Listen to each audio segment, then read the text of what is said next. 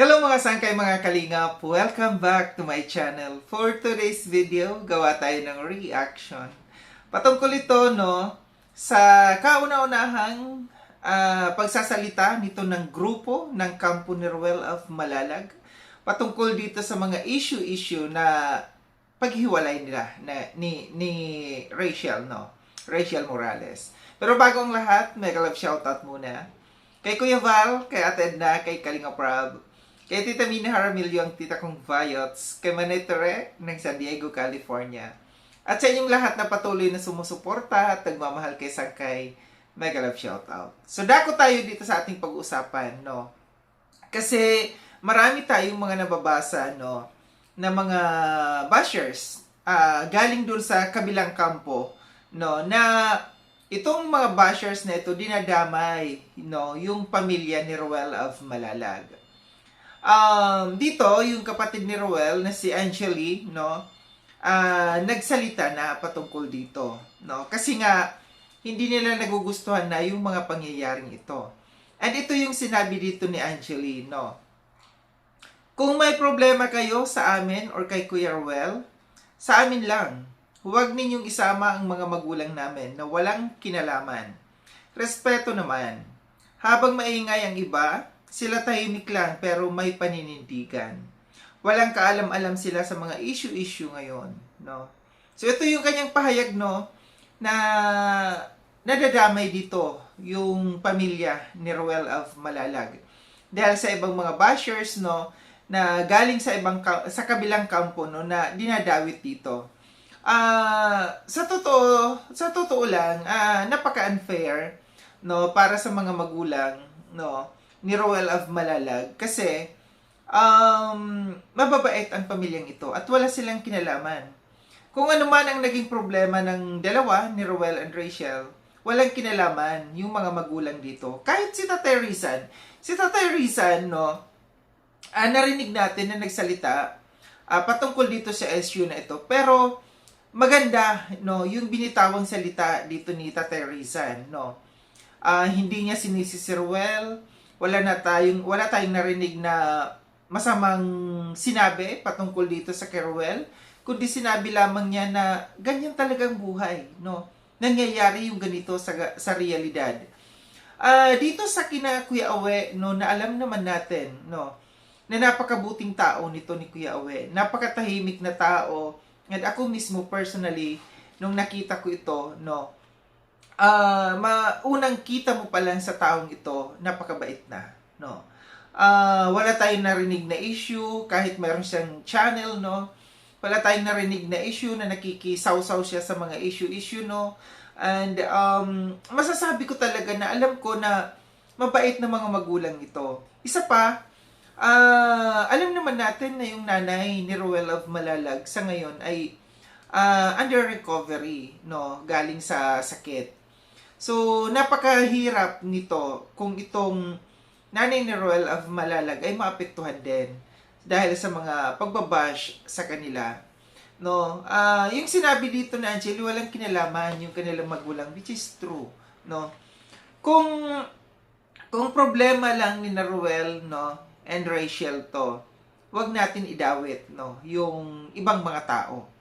Silang dalawa lamang ang nakakaalam ng kanilang problemang ito, Ang kanilang mga magulang, walang kinalaman dito, hindi sila inutusan dito. Walang mga utos galing sa mga magulang dito na, oy, Rachel, oy, Ruel, maghiwalay kayo, Unless na lang diyan sa iba, na sa kabilang kampo, nandiyan si Daddy Donut, na maraming mga nagsasabi diyan ng mga bashers, na isa si Daddy Donut na dahilan. And nakikita natin si Daddy Donut, nagsasalita patungkol dito sa issue na ito. Pero wala tayong narinig na masamang salita naman galing kay Daddy Donut patungkol dito sa kay Ruel, ito lang ang, kung ikukumpara natin yung dalawang kampo, dito sa kampo ni Rachel, dito sa kampo ni Ruel of Malalag, tahimik itong kina Ruel, Kauna-unahan, first time na mag-post dito si Angeli, Pero dito sa kampo ni na Rachel, nandiyan si Daddy Donut. si Daddy Donut yung sumasangga. Si Daddy Donut ang sumasalo, no? Pumoprotekta dito sa kay Rachel. So dito sa grupo ni Rachel, merong maingay. Masasabi natin na maingay, no? May nag-iingay. Kasi nandiyan si Daddy Donut na pumoprotekta. Dito sa kay Ruel, walang may pumoprotekta, walang may nag-iingay. Kaya tahimik ang grupo niya, no? Dito sa kay Rachel, dito tayo na dahil nga nandiyan si Daddy Donut. Pero gaya ng sabi ko, wala naman masama, no, na sinasabi si Daddy Donut. Ang ginagawa lamang ni Daddy Donut, sumasagot sa mga issues, no. Sa mga ibinabato, sa mga paratang sa kay Rachel, no, dinedepensahan niya yung kanyang pamangkin. Unlike dito sa kay Ruel, no, na tahimik. Wala talaga tayong maririnig na kahit ano. For the first time na narinig natin na post, no. Post lamang ito sa FB page ni Angeli. Pero ito isang pakiusap, no. Siya ay nakikiusap na wag idamay ang kanilang mga magulang dahil tahimik sila. Wala silang kinalaman. Totoo naman, no. Totoo, walang kinalaman dito yung... Kasi alam nyo, sa totoo lang, kung itong grupo ni Ruel ay affected, sobrang affected, no. Kung yung kanyang pamilya, affected dito sa pangyayaring ito, malamang ang gagawin nila, ganun din sa ginagawa dito sa grupo ni Rachel, no. Andiyan dyan si Angeli, pwedeng bumanat. Kasi itong mga ito, may mga channel din naman, no. At kaya nilang bumanat. Kaso nga lang, nakikita natin yung professionalism, no. Nitong grupo ni Ruel, no, na mas gugustuhin na lang nila, no, ng manahimik. Kasi sa totoo lang, the more na magsasalita ka, the more na napapatulan mo itong mga bashers na ito, the more na mag-iingay, no? The more na magkakaroon ng content, itong tayong mga reactors, no? Kasi makikita natin at masisilipan natin kung merong butas, or pwede rin naman natin purihin kung kapuri-puri, no? So, mas talaga, effective talaga yung pananahimik. Unlike dito sa kay na Rachel, no? Nakita natin si Rachel, nandiyan din, nagla-live din. Pero, ang kanyang live naman, wala naman mga pasaring, no. Nakikita lamang natin yung mga post, no, sa FB page ni Rachel, yung kanyang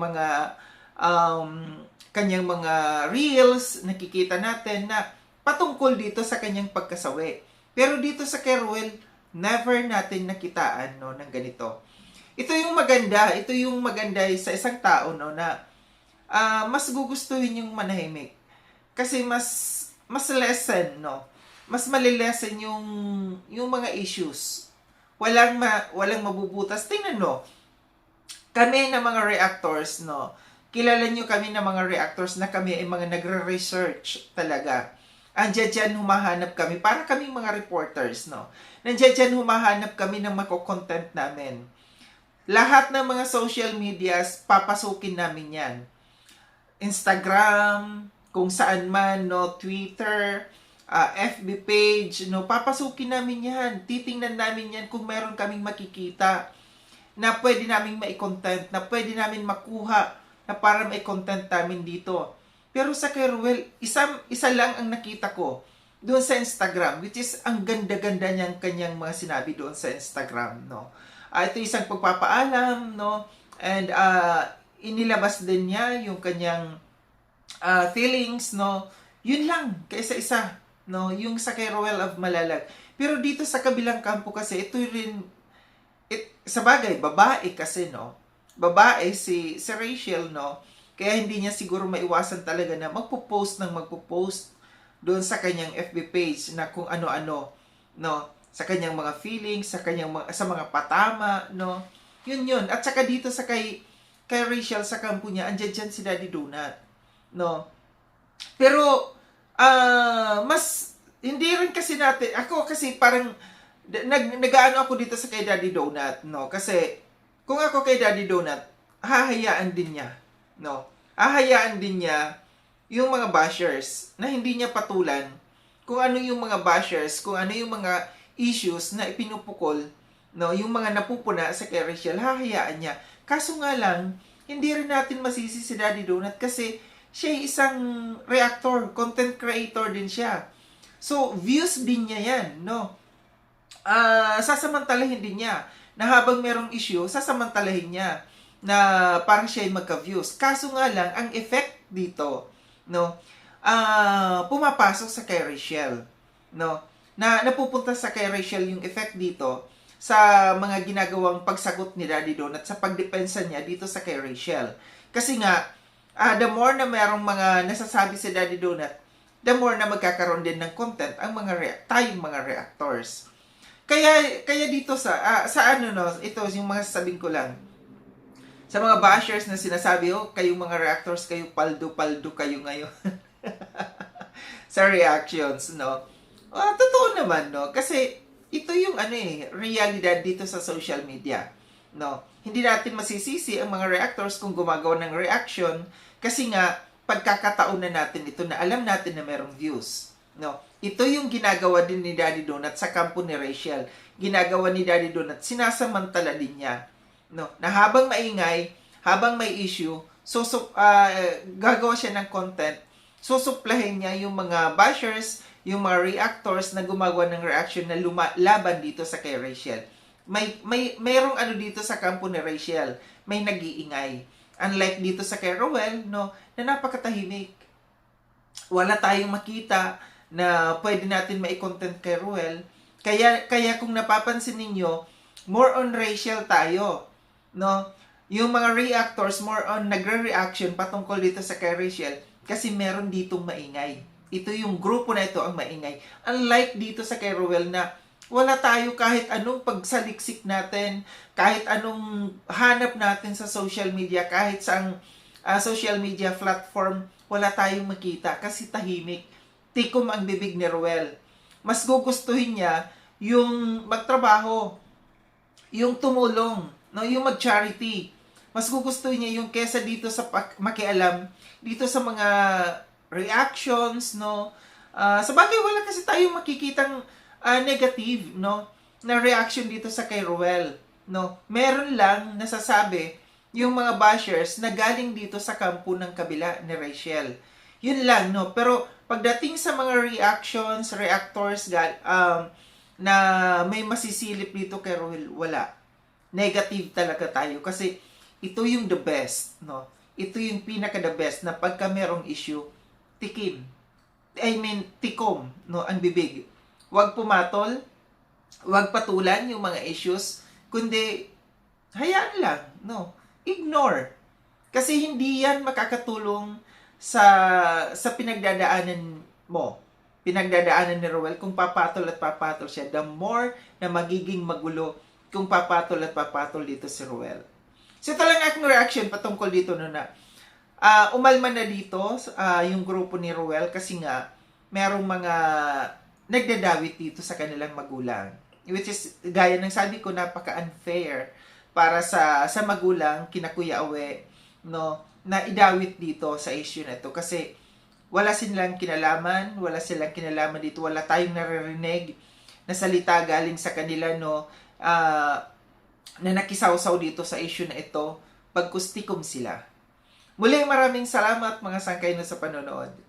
Sa mga hindi pa nakapag-subscribe kay Sangkay Loans, subscribe niyo na po ako. Click yung notification bell para updated kayo sa lahat ng mga videos na aking gagawin. Like and share itong video na itong mga sangkay. Kita-kits tayo ulit sa susunod na video na aking gagawin. Ingat kayo sa ang dako ng mundo ang kinaroroon. Paalam na mga sangkay mga kalingap, paalam.